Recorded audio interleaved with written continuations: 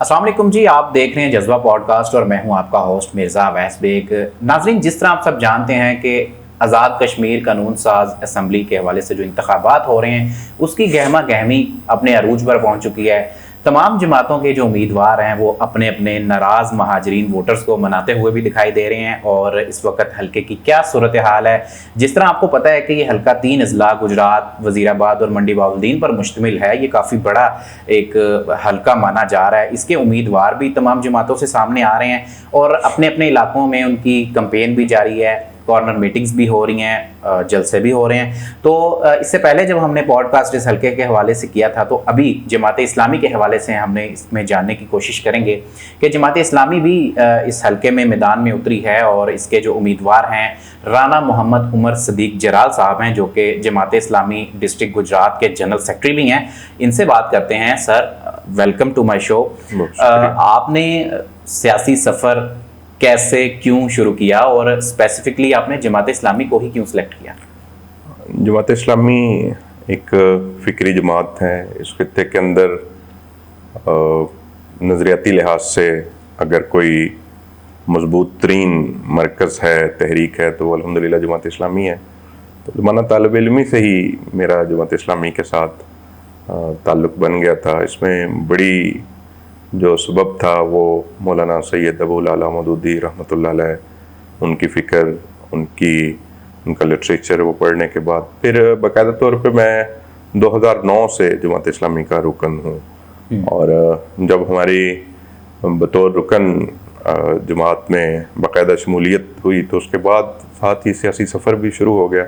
इससे कबल ख़ानदानी लिहाज से भी अल्हम्दुलिल्लाह हमारा ख़ानदान इलाके का मरूफ सियासी ख़ानदान समझा जाता है, तो फिर इसको लेके हम आगे चलते रहे। सही। अच्छा, हल्के में सर बहुत सी जमातें हैं। पाकिस्तान मुस्लिम लीग नून है, काफ लीग है, पीपल्स पार्टी भी होगी। तो जमात इस्लामी की तरफ से आने का ख्याल कैसे आया? इसमें इस चीज़ को दो तरह से अब देखें। एक तो जमात इस्लामी अल्हम्दुलिल्लाह हर बार पाकिस्तान के इलेक्शन हों, कौमी और सूबाई असम्बली के या आज़ाद कश्मीर के, तो जमात इस्लामी पाकिस्तान और कश्मीर की सियासत में बड़ा भरपूर और फ़ाल किरदार अदा करती है। तो ये तो तकरीबन लाजम था कि जमात इस्लामी की तरफ से कश्मीर के अंदर नुमाइंदगी इस हल्का से मौजूद होती। तो मैं दूसरी बार ये इंतखाब कंटेस्ट कर रहा हूँ। हम ये समझते हैं कि कश्मीर की जो नज़रियाती और जोग्राफियाई हैसियत है, उस हवाले से एक ऐसी पार्टी और ऐसी तहरीक और ऐसी सियासी जमात बेहतरीन रिप्रेजेंटेटिव बन सकती है कश्मीर की, कि जिसका नैरेटिव कश्मीर पे बड़ा क्लियर हो। और इसके साथ साथ ये बात भी बड़ी अहम है कि कश्मीर से मुराद आज़ाद कश्मीर भी है, और वो कश्मीर भी जो इस वक्त भारत के कब्ज़े में है।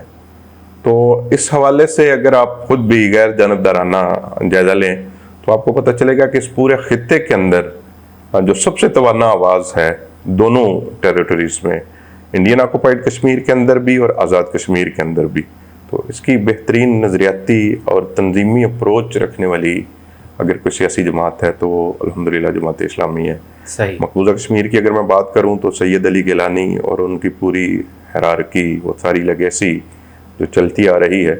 और आज़ाद कश्मीर के अंदर आप देखें, यहाँ पे पाकिस्तान और आज़ाद कश्मीर की जमात आपस में लिंक्ड हैं। तो इस हवाले से एक ऐसी फोर्स, एक ऐसी ताकत जो दोनों खित्तों के अंदर एक तवाना आवाज़ है, वो अल्हम्दुलिल्लाह जमात इस्लामी है। तो ये बहुत ज़रूरी है और ये ज़रूरी था। हमारी क़यादत ने ये समझा कि हम इस हल्का से इंतखाब लड़ें। सही। अच्छा सर, क्योंकि 3 अजला पर मुश्तमिल ये आपका हल्का है और बड़ा हल्का है, जलालपुर से लेकर अगर बात करें मंडी बाउद्दीन का, वजीराबाद का और फिर पूरा डिस्ट्रिक्ट गुजरात का, तो बताइएगा कि आपकी जो गहमा गहमी वैसे तो अरूज पर है, कॉर्नर मीटिंग्स हो रही हैं, जलसे जुलूस हो रहे हैं, तो कैंपेन कैसी आपकी चल रही है? जी अल्हम्दुलिल्लाह, चूँकि मैंने जैसा गुजारिश की कि मैं दूसरी दफ़ा ये इंतखाब कंटेस्ट कर रहा हूँ।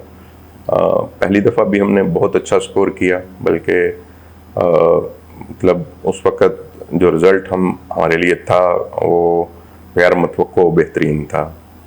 और इस दफ़ा तो अल्हम्दुलिल्लाह हमने कोशिश की है गुज़श्ता 5 साल में, खासकर जो महाजरीन जम्मू कश्मीर हैं उनके मसाइल के साथ हम एक पूरा नैरेटिव उनका जानते, इस पर पूरी स्टडी करते तो हमारा ये यकीन है कि हमसे बेहतर इस हलका के अंदर इसके जो 50,000 से ज़ायद वोटर्स हैं और इसकी आबादी इससे भी बहुत ज़्यादा है महाजरीन की इस हलके में, उनके हकीकी मसाइल क्या हैं और उन मसाइल को हल करने का क्या मैकेनिज़्म हो सकता है, वो इंशाल्लाह हमसे बेहतर कोई भी नहीं जानता। और इस पे हमने वर्किंग की है। और अब जब हम दोबारा लोगों के पास गए हैं, बल्कि इस अरसा के दौरान हमारा महाजरीन ख़ानदानों के साथ बड़ा गहरा रह रस्म रही है, उनके साथ ताल्लुकात रहे हैं, तो इनके मसाइल को हल करने का और जो इनके इवन आप बरसरेआम ये देखें कि मेरी कोई ब्लेम गेमिंग की आदत नहीं, ना ही हमें ये सिखाया जाता है, लेकिन इससे कबल नुमाइंदगी जो करते रहे हैं महाजरीन की, उनकी तरफ से आप कोई ऐसा नैरेटिव नहीं देखेंगे कि स्पेसिफिक जो महाजरीन के मसाइल को जानते हों, उनके हल के लिए क्या इकदाम करने हैं, इस हवाले से उनकी कोई वर्किंग हो। तो हमने इन चीज़ों को बड़े बारीकी से टैकल किया है। और बहुत से ऐसे मसाइल हैं, यकीन जानिए, मैं अभी भी 2-3 जगह कॉर्नर मीटिंग्स पे था, कई महाजर कॉलोनीज़ और कश्मीर कॉलोनीज़ ऐसी हैं कि जहाँ पे मतलब कच्चा रास्ता भी जो होता है उसकी भी कोई तशरीह और डेफिनेशन होती है, लिटरली रास्ता है ही नहीं। लोग ऐसे ऐसे झोंपड़ियों पे रहने पे मजबूर हैं, ऐसे ऐसे रिहायशी इलाके हैं कि जहाँ पे जाने का कोई रास्ता नहीं। ज़मीन में पानी गुजरने की जो खाल होती है उसमें से साइकिल और मोटरसाइकिल गुजार के अपने घरों में जाते हैं। महाजरीन के नाम पे जो फंड्स आते हैं, हम समझते हैं कि उसका कोई एक छोटा सा हिस्सा भी इस हल्के में कभी उन पर खर्च नहीं हुआ। अच्छा सर, जैसे कि आपने बताया कि इससे पहले जो जितने भी उम्मीदवार हैं उनकी जानिब से इस हल्के के लिए कुछ नहीं किया गया, अगर आप फ़र्ज़ करें जीत जाते हैं तो क्या विजन आपका होगा? आप क्या समझते हैं कि इस हल्के के लिए आप क्या कर सकते हैं? देखें, इसमें खासकर महाजरीन कश्मीर की जब बात हो तो मैं एक और चीज़ भी समझता हूँ कि हमें सिर्फ सियासी जमातों और सियासी धड़ों की बुनियाद पे ये इलेक्शन नहीं लड़ना चाहिए। महाजरीन कश्मीर का इलेक्शन अपनी साइंस के एतबार से, अपनी अप्रोच के एतबार से बहुत हसास है। ये आम पाकिस्तानी सूबाई असम्बली और कौमी असम्बली के इंतखाबात से बहुत मुख्तलिफ है। ये उन लोगों की नुमाइंदगी है जो 1947 में अपने घर बार छोड़ के, अपने हंसते बसते ख़ानदानों को पस पुश्त डाल के, अपनी ज़मीन जायदादों को छोड़ के महाजरत उन्होंने की, पाकिस्तान में आए। और इसमें पॉलिटिकल एक अप्रोच से ज़्यादा एक हसास और जज्बाती अप्रोच की ज़रूरत है।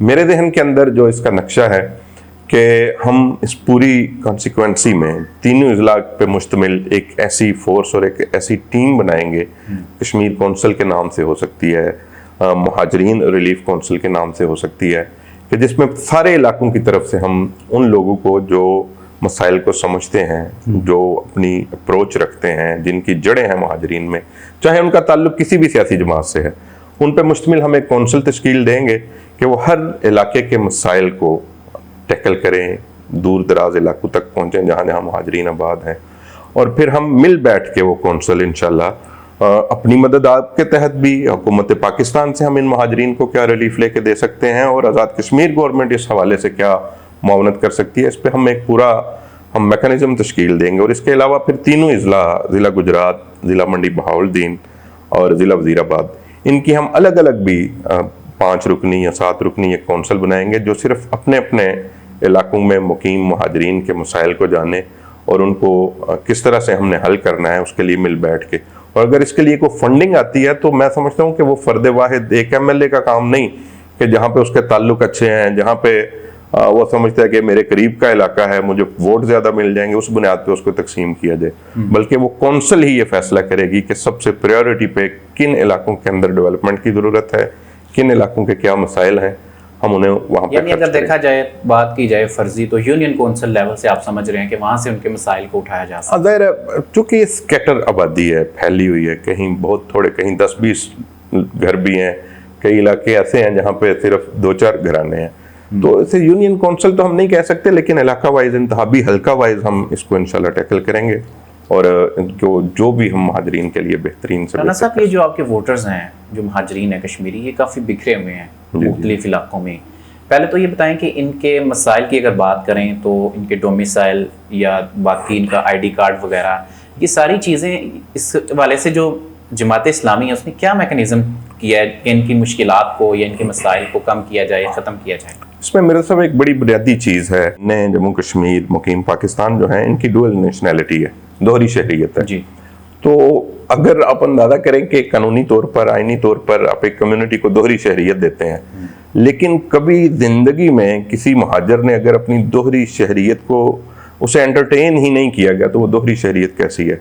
मुझे तो ऐसे लगता है कि महाजरत जो 1947 में हमारे बड़ों ने की थी, ये महाजरत का सिलसिला खत्म नहीं हुआ, अभी तक भी महाजरत चल रही है। वहां पे भी हमारी शहरियत का उसूल मौजूद तो है, लेकिन उस पर अमल दरामद नहीं है। ठीक। फिर इसके साथ साथ एक और बड़ा जुल्म हुआ है, वो ये कि जो गैर महाजरीन हैं, जो मुकामी लोग ही थे, लेकिन गुज़श्ता जो सियासी पार्टीज इस वक्त भी हैं और गुज़श्ता MLAs जो हैं, उनके ज़ाती ताल्लुकात की वजह से उनके इंदराजात करवा लिए गए वोट बैंक के अंदर, और बशिंदा सर्टिफिकेट गलत लोगों का, गलत लोगों से मुराद है कि जो महाजर नहीं है जी, उनको बशिंदा सर्टिफिकेट दिलवा के उन्हें डुअल नेशनैलिटी दे दी गई, और फिर जो जेन्युइन महाजरीन की ज़मीनें थी वो भी उन्हें अलाट की गई। अब बहुत से ऐसे महाजरीन, आप कभी इस पर सर्वे करें कि जो जेन्युइन महाजरीन है उनमें से बहुत से वोटों के अंदराज नहीं है, और जो गैर महाजरीन है उन्हें शामिल कर लिया अच्छा, गया। आपने कोई कैलकुलेशन की है कि गैर महाजरीन को भी शामिल किया गया है? कुछ बता जी, सकते हैं फिगर? इसमें तो एग्जैक्ट फिगर तो, चूंकि कुछ दस्तावेजात ऐसी होती हैं कि जब तक आपकी वहाँ पे अप्रोच ना हो, इस चीज़ को हमने एज ए मिशन लिया है।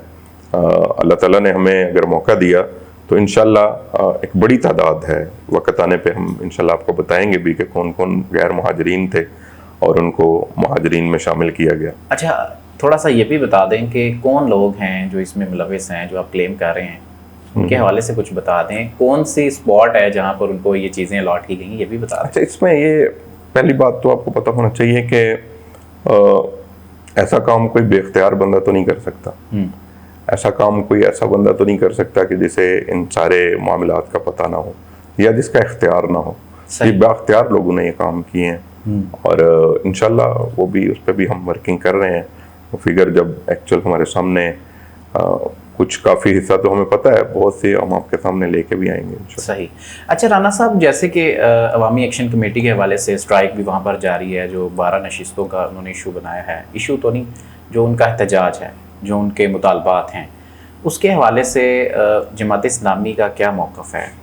इसमें पहली बात तो ये है कि अवामी एक्शन कमेटी हो, कोई सियासी जमात हो, कोई गैर सियासी ऑर्गेनाइजेशन हो, जो भी अवामी हुकूक की बात करेगा हम उसकी पुश्त पे खड़े हैं, और हमें कोई नंबर और कह लें कि फेम हासिल करने की ज़रूरत नहीं है।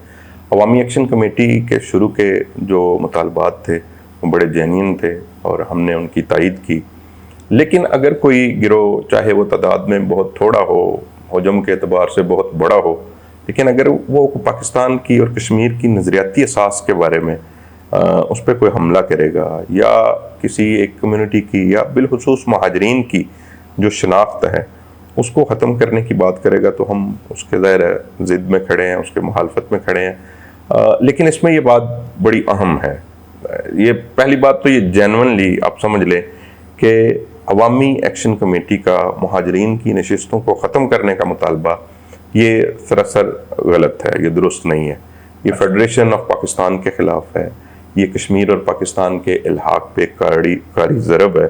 लेकिन टैकल क्यों नहीं हो रहा? काफ़ी टाइम से ये उनकी स्ट्राइक जारी है, उनके मुतालबात जारी हैं, इसको हल क्यों नहीं किया जाता? जी, मैं पहली बात अपनी मुकम्मल करके फिर आपको इस पर भी अपनी गुजारिश पेश कर दूंगा।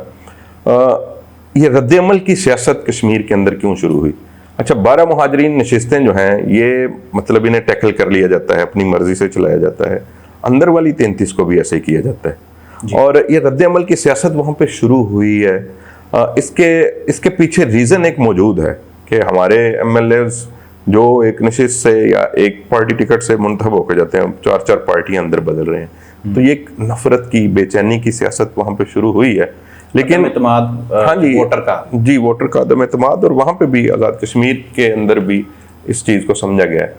लेकिन इस पे मुज़ाकरात में तात्तुल आना और वहाँ पे एक कॉन्फ्लिक्ट का इस तरह जारी रहना और अब तक वो कायम है, इसमें हम समझते हैं कि अवामी एक्शन कमेटी की तरफ से भी या उनके ऐसे लोगों की तरफ से जो कुछ पद मज़गी चाहते हैं, लेकिन बड़ी कसूरवार जो है उसमें गवर्नमेंट ऑफ आज़ाद कश्मीर और पाकिस्तानी हुकूमत कि इसमें नेग्लिजेंसी है कि ये कश्मीर जैसे मतनाज़ इलाके में या एक डिस्प्यूटेड एरिया है उसमें हालात का इस नहज तक ख़राब हो जाना और गोलियां चलना और दोनों तरफ से इंतज़ामी इदारों की तरफ से भी और आम लोगों की तरफ से भी लोगों की शहादतें हो जाना एक लम्हा फ़िक्रिया है। और इस पर जो भी मुज़ाकराती अमल संजीदगी से शुरू नहीं हुआ, ये एक बहुत बड़ी कह लें कि कमज़ोरी है, एक नेग्लिजेंसी है।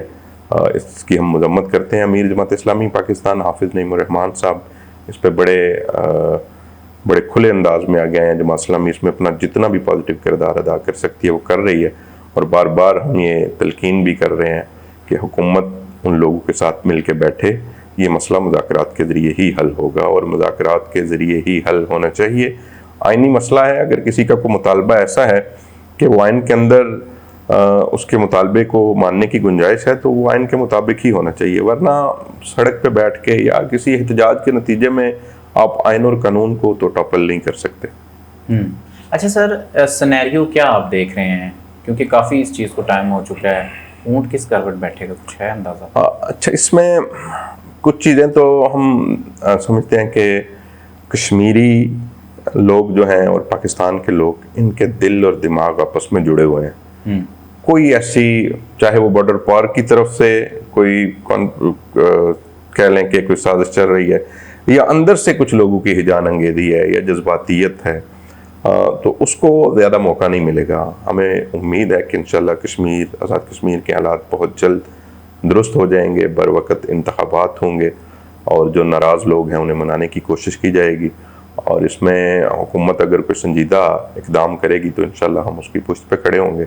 लेकिन अगर इसी तरह लापरवाही बरती जाए, जो कि बड़ी सेंसिटिव बात है, तो हम उसकी मज़म्मत करते हैं। लेकिन मैं दोनों तरफ के लोगों से गुजारिश करूँगा कि पहली तो बात है, ये दोनों तरफ नहीं है, ये एक ही मुल्क है, ये एक ही जोग्राफिया है। पाकिस्तान का वजूद कश्मीर के बगैर मुकम्मल नहीं है, कश्मीर खुद पाकिस्तान के बगैर मुकम्मल नहीं है।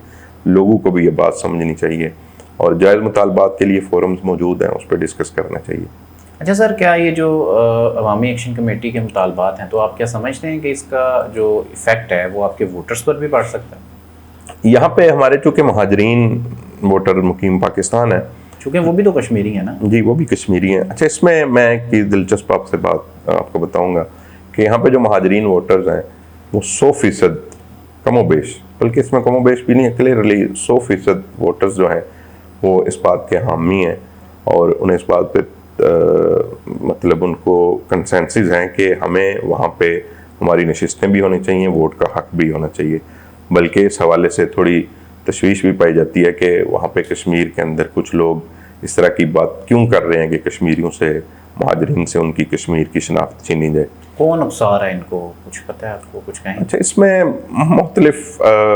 इसमें आपको पता होना चाहिए, वहाँ पे जो एहतजाज जारी है उसमें कुछ एलिमेंट्स ऐसे हैं कि जो माजी में भी कश्मीर की अलहदगी की बात करते रहे हैं और पाकिस्तान की जो फेडरेशन ऑफ पाकिस्तान है उसको चैलेंज करते रहे हैं।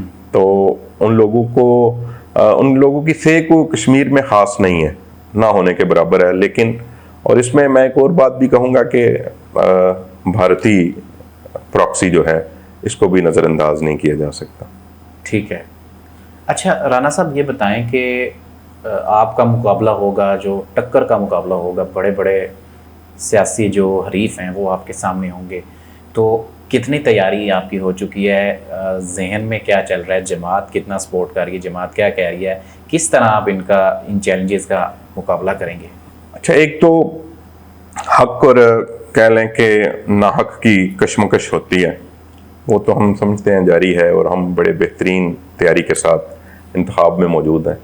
लेकिन कुछ ऐसे भी आप चीज़ें सुनते हैं कि हमारे मुकाबले में जो दो बड़ी सियासी जमातें हैं, मुस्लिम लीग काफ जो कि गुजरात तक ही महदूद है और इसी तरह मुस्लिम लीग नून, ये दोनों पार्टीज़ हुकूमती पार्टीज़ हैं और इसके बावजूद इलेक्शन के अंदर इन्होंने रसाकशी का एक ऐसा माहौल बनाया हुआ है कि वो लोग जिनके अजदाद 1947 में हिजरत करके आए, फिर मैं कह रहा हूँ कि अभी तक महाजरत जारी है, 4000 से ज़ायद, ये अक़वाम मुत्तहिदा की रिपोर्ट्स के मुताबिक हमारे यहाँ पे गैर कानूनी तारकीन वतन नौजवान हमारे जो मजबूर होकर इस मुल्क से निकलना चाहते हैं, कश्तियों पे सवार होके और उसमें 20-22 हज़ार के फिगर हैं और उसमें 4,000 से जायद का ताल्लुक आपके गुजरात के अंदर। किराए पे वीगो डाले लेके घूमें आप, मतलब बेबहा खर्च करें, वो भी ये तो सियासत का हुस्न नहीं है, वीगो डाले या जलसे जुलूस। मेरा नहीं है हाल। पहली तो बात यह है कि ज़ाब्ता अखलाक की पाबंदी की जानी चाहिए।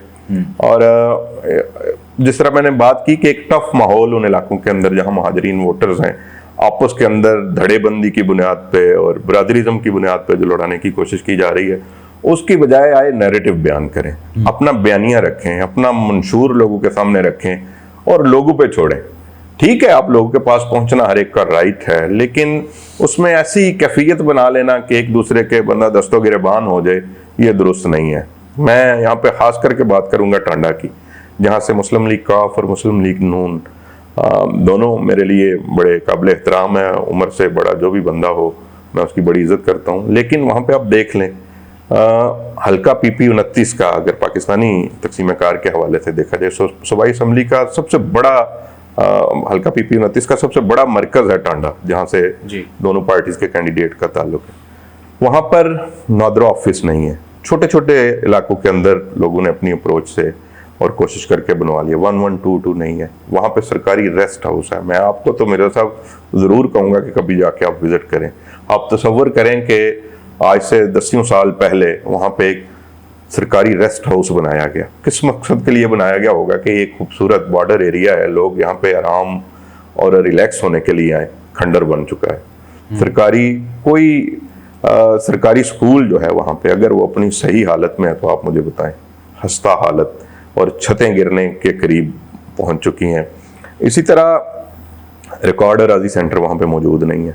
अच्छा, इन दोनों पार्टीज हर दौर में ही किसी न किसी हवाले से हुकूमत में रही हैं। अच्छा, कभी किसी ने इन मसाइल के ऊपर बात नहीं की। सुरखपुर और टांडा रोड जो है कितने सालों से वो बदहाली का शिकार है। हुकूमतें भी इनकी अपनी, मुझे समझ नहीं आती कि आपस में दस्तों गिरबान किस बात पे है। अगर आपके पास कुछ करने के लिए है, अगर आपको महाजरीन को देना है कुछ आपने, तो वो अपना वो बयानिया सामने रखें। मैं कहता हूँ कि हमारे साथ आके मुकालमा कर लें। अगर आप कर सकते हैं कुछ, वो पेश करें लोगों के सामने और लोगों पे छोड़ें कि वो किसको वोट देते हैं। बाकी कंपेन भी अपनी चलाएं, लेकिन कभी आप उस एरिया को जाके देखें वहाँ पे क्या सूरत हाल बन चुकी है। और ओवरऑल मैं आपको बताऊं, मैं कभी चाहूँगा कि आप मेरे साथ किसी दिन कंपेन पे चलें इंशाल्लाह। मैंने कहा भी है कि एक तो रास्ते भी नहीं है महाजरीन को, और जो अलाटमेंट्स हुई हैं वो आज तक महाजरीन फैमिलीज को पता भी नहीं है। और आज भी कई इलाके ऐसे हैं जहाँ पे छोटे मासूम बच्चे महाजरीन के स्कूलों में नहीं जा रहे, उनके पास वसाइल नहीं है। अच्छा, हाँ जी। जी नाज़रीन, आपने राना साहब की गुफ्तगू सुनी और ये जो इनके वोटर्स हैं कश्मीरी महाजरीन, ये उनकी तवाना आवाज़ भी बनते हुए हमें दिखाई दे रहे हैं, क्योंकि उन्होंने खुलकर बात की उनके मसाइल पर, उनकी ज़रूरियात पर, और हल्के में जो मसले मसाइल हैं या जो ज़रूरियात हैं उस हवाले से भी इन्होंने अपना बयानिया दिया। और इन्होंने एक पेशकश की है अपने जो कैंडिडेट्स हैं उनको कि आएँ, मिलकर बैठें, टेबल टॉक करें, जिस पर हमारे जो महाजरीन हैं अगर उनका फ़ायदा होता है तो ये उनके साथ बैठकर मुकालमा भी कर सकते हैं, उसके हल के हकूक़ की भी बात कर सकते हैं। तो आप भी अपनी राय कमेंट्स में ज़रूर दीजिएगा और बताइएगा कि जो जमात इस्लामी है, जो उसने अपना एक बयानिया पेश किया है, उस हवाले से आपका क्या कहना है। इंशाल्लाह अगले प्रोग्राम में आपसे मुलाकात होगी। अपना बहुत सारा ख्याल रखिएगा। अल्लाह हाफिज़।